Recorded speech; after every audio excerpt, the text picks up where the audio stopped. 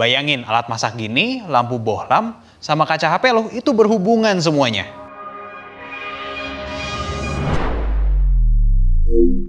Semuanya berawal dari Corning. Tahu dong, Corning Gorilla Glass, kaca HP yang biasa kita kenal, ternyata perusahaannya udah dari 1851 di kota Corning, New York, dan ditemuin sama Emory Houghton, mungkin di pinggir jalan, ya nggak tahu, gue juga belum lahir.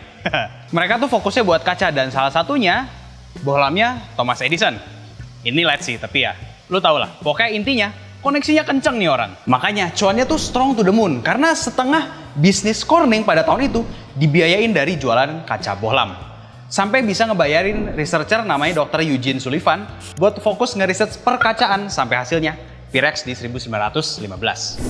Kaca tahan panas yang bisa buat di lab atau wadah tahan panas kayak begini buat masak. Kesukaan ibu-ibu buat di dapur, favorit nenek gue juga.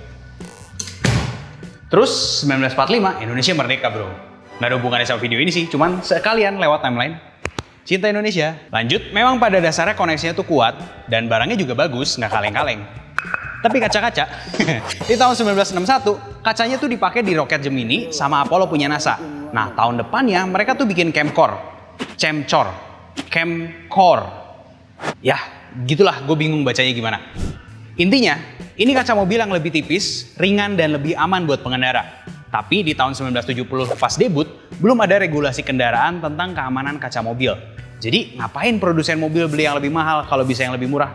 Akhirnya 1971, project ini di shutdown dan jadi salah satu kegagalan terbesarnya Corning. Good news-nya di tahun 2017, mereka bikin lagi dan terus dipakai sampai sekarang, kayak di Jeep. Balik ke 1970, di tahun yang sama, Corning juga bikin kabel fiber optik. Nah, kabel fiber optik ini itu bisa bawa sinyal laser lebih jauh dibanding kabel lainnya. Sampai kalau sekarang nih setelah diinovasi lagi, bisa jadi alat telekomunikasi dan networking yang biasa kita pakai, kita kenal sebagai fiber optik.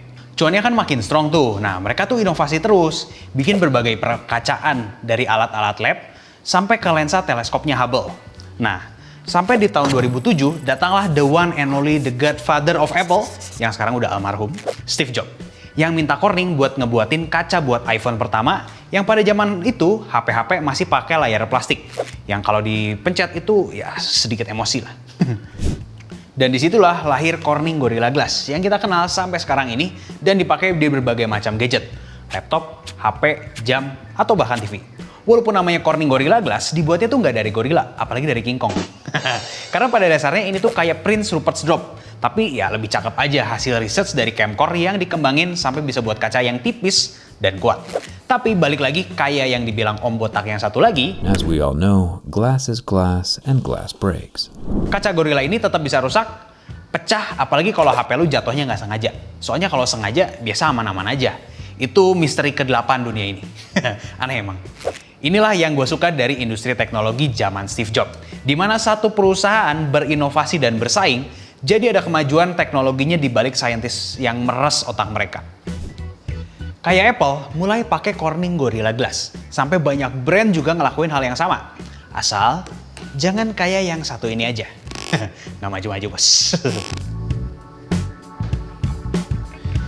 Ngapain gue bawa ini anjir?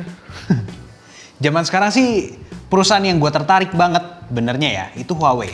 Yang kalau inovasi tuh nggak kagok-kagok kayak ngasih project ke beberapa timnya dan udah bikin aja. Kalau gagal nggak apa-apa. Papi Huawei bayarin. Bikin aja dulu.